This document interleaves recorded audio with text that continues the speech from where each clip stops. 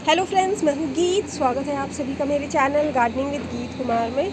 आज का जो हमारा प्लांट वीडियो टॉपिक है वो अरेका पाम के ऊपर है कि अरेका पाम की देखभाल कैसे करें ताकि ये फास्ट ग्रोथ हो। इसकी प्लांट जो है आपका बिल्कुल इस तरह से लश ग्रीन बना रहे, इसकी पत्तियाँ बिल्कुल हरी हरी निकलें और ग्रोथ बहुत अच्छी हो और ये जो प्लांट है बहुत अच्छी तरह से ग्रो हो, बहुत जल्दी बुशी हो जाए, घना हो जाए। तो इसके बहुत सारे टिप्स शेयर करूंगी आज इस प्लांट वीडियो में और डिटेल में शेयर करूंगी।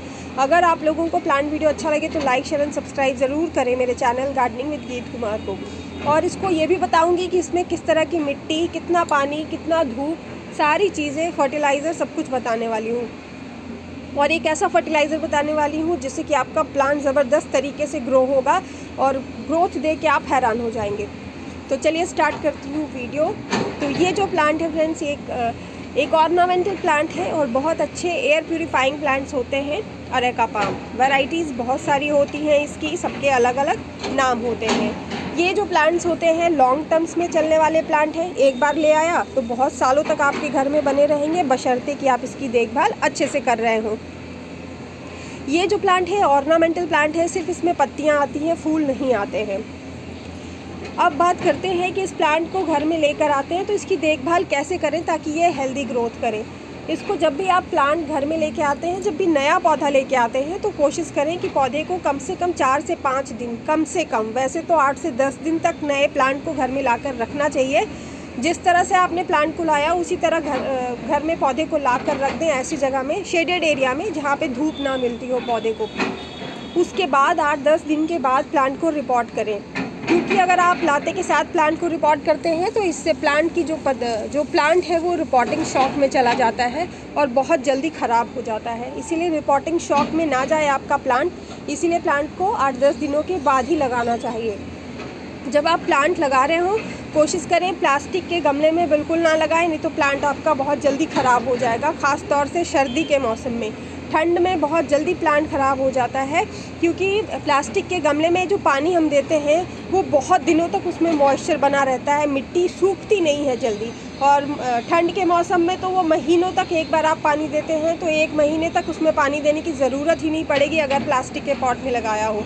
तो मैं तो आप लोगों को यही सजेस्ट करूँगी कि आप लोग सीमेंट के पॉट में, मिट्टी के पॉट में या फिर किसी अच्छे से पॉट में लगाएं प्लास्टिक को छोड़ के। लेकिन अगर आपने प्लास्टिक के पॉट में भी लगाया है तो घबराने वाली बात नहीं है। उसके लिए भी कुछ आप लोगों को चीज़ें बताऊंगी जिसके बाद आपका जो प्लांट है प्लास्टिक के पॉट में भी बहुत अच्छी तरह से ग्रो होता रहेगा। मेरा जो प्लांट है फ्रेंड्स, ये मैंने प्लास्टिक के पॉट में ही लगाया है क्योंकि मेरे पास बहुत ज़्यादा ये जो प्लांट है बहुत ज़्यादा बड़ा है, तो इसको मैं सबसे बड़े साइज़ का जो पॉट मिला मुझे प्लास्टिक का ही मिला, तो इसलिए मुझे इसमें ही मजबूरन लगाना पड़ गया। तो आप जब भी पॉट लेते हैं तो देखिए कि वेल ड्रेन हो। और फ्रेंड्स, बैकग्राउंड साउंड आप लोगों को आ रहा है, बैकग्राउंड साउंड जो है वो कंस्ट्रक्शन का आ रहा है क्योंकि घर के बगल में बहुत ज़्यादा कंस्ट्रक्शन चल रहा है, कंस्ट्रक्शन का काम। तो आप लोगों को थोड़ा सा झेलना पड़ेगा, इसके लिए माफ़ी चाहूँगी आप लोगों से। तो शुरू करती हूँ फिर से वीडियो। तो प्लास्टिक के पॉट में जैसे कि बताया मैंने फ्रेंड्स कि ड्रेनेज होल बहुत अच्छा हो, चाहे किसी भी तरह के गमले में आप लगाएं। बात करती हूँ मिट्टी की। मिट्टी जब भी बना रहे हैं आप तो एक हिस्सा रेत ज़रूर मिलाएं मिट्टी के साथ। एक हिस्सा मिट्टी तो लेते ही हैं, साथ में उसमें एक हिस्सा रेत, जिसे बालू भी कहते हैं, सैंड, रिवर सैंड कहते हैं जिसे इंग्लिश में, वो आप ऐड कर सकते हैं मिट्टी के साथ। साथ में वर्मी कंपोस्ट ऐड कर सकते हैं या फिर गोबर की खाद भी ऐड कर सकते हैं। दोनों ही चीज़ें मिला सकते हैं, लेकिन ऑप्शनल है, दोनों में से कोई सा भी आप डाल सकते हैं। और साथ में 1 चम्मच एप्सम सॉल्ट ज़रूर डालें। और साथ में अगर कोई फंजीसाइड पाउडर आपके पास पहले से घर में पड़ा हो तो वो ज़रूर डालें। उससे डालने से प्लांट में फंगल इन्फेक्शन होने के चांसेस बहुत कम होते हैं, प्लांट हेल्दी बना रहता है।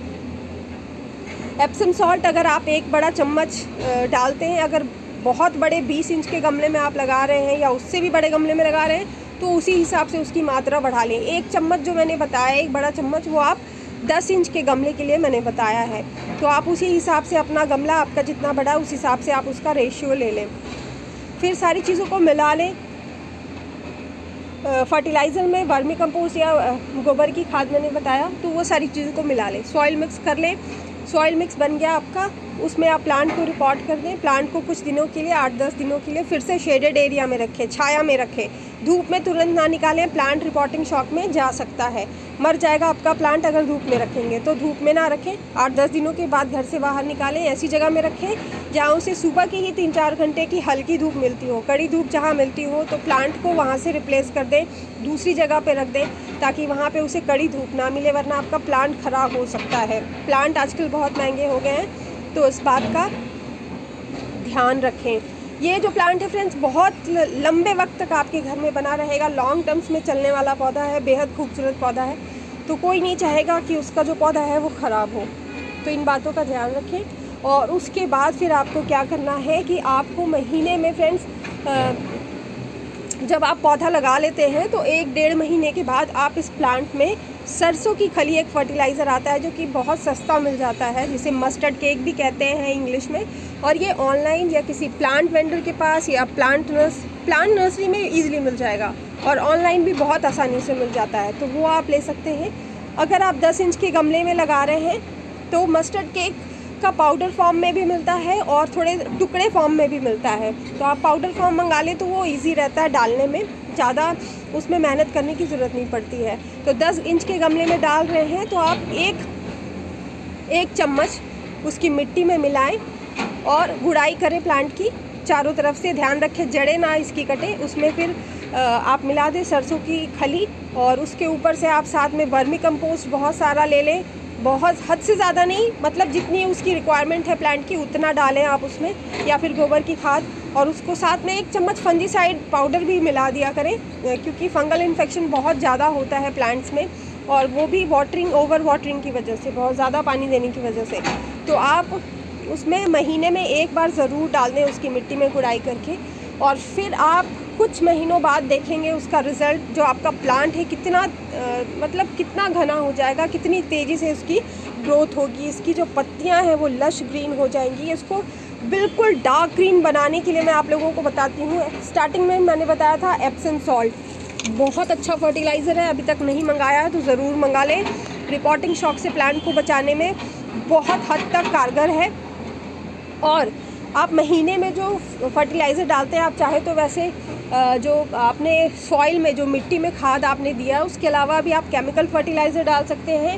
मैं भी कभी कभी डालती हूँ, ऐसे तो मतलब ज़्यादातर नहीं ही डालती हूँ, लेकिन कभी कभी मन हुआ तो डालती हूँ, इसके वैसे नहीं डालती हूँ। तो आप डाल सकते हैं 1 बड़ा चम्मच एप्सम सॉल्ट के साथ 1 चम्मच NPK, जो कि ऑनलाइन आसानी से मिल जाता है। किसी भी रेशियो का आप ले लें, 20-20 ले लें, किसी भी रेशियो का ले लें, और उसमें दोनों को मिला के इसकी पत्तियों पे आगे पीछे ऊपर नीचे पूरे प्लांट को नहला दें। और ये काम आप शेडेड एरिया में करें, कड़ी धूप में ये काम ना करें, और बाकी बचा पानी इसकी जड़ों में डाल दें। और सरसों की खली महीने में सिर्फ 1 बार थोड़ा सा डालें। गर्मियों में अवॉइड करें, कोशिश करें बहुत ज़्यादा मतलब प्लांट को बहुत ज़्यादा जल्दी ग्रो करने के चक्कर में और हरा बनाने के चक्कर में आप इसकी मात्रा बहुत ज़्यादा ना डाल दें, वरना आपका जो प्लांट है जल जाएगा, ख़राब हो सकता है।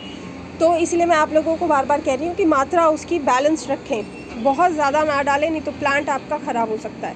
थोड़ा सा ही डालें, और चमत्कार देखने के लिए कुछ महीनों के बाद आप लोगों को मिलेगा। महीने में इसी तरह गुड़ाई करते रहें। और फर्टिलाइज़र जब भी डालते हैं प्लांट में तो अच्छे से पानी ज़रूर दिया करें। कोई सा भी खाद आप प्लांट में डालते हैं तो उसमें पानी बहुत अच्छे से दिया करें, क्योंकि कोई भी फर्टिलाइज़र आप प्लांट में देते हैं तो पानी जब तक नहीं देंगे वो जड़ों तक नहीं पहुंचेगा, और जड़ों तक नहीं पहुंचेगा तो उसको न्यूट्रिशन नहीं मिलेगा प्लांट्स की जड़ों को, और न्यूट्रिशन नहीं मिलेगा तो वो अच्छे से ग्रोथ नहीं करेगा अपना। इसीलिए आप उसमें पानी ज़रूर दें। तो इस तरह से आप अपने प्लांट को अच्छी तरह से ग्रो कर सकते हैं, हेल्दी बना सकते हैं, लश ग्रीन बना सकते हैं। और पानी इसमें बैलेंस्ड वे में दें, बहुत ज़्यादा पानी ना दें। बहुत ज़्यादा पानी की वजह से जो प्लांट है वो बहुत जल्दी ख़राब हो जाता है। तो इन बातों का ध्यान रखेंगे तो आपका जो प्लांट है वो बहुत अच्छी तरह से ग्रो होगा, बहुत घना और लश ग्रीन बन जाएगा। तो यही आज का हमारा प्लांट वीडियो टॉपिक है, वीडियो है, प्लांट वीडियो। अगर पसंद आया हो तो लाइक, शेयर एंड सब्सक्राइब ज़रूर करें। अपने फैमिली मेम्बर्स को, अपने रिलेटिव्स को, रिश्तेदारों को, अपने फ्रेंड्स को ज़रूर शेयर करें मेरे प्लांट वीडियोस, अगर आप लोगों को अच्छे लगते हैं। तो मिलूँगी नेक्स्ट वीडियो में। Till then bye friends, take care.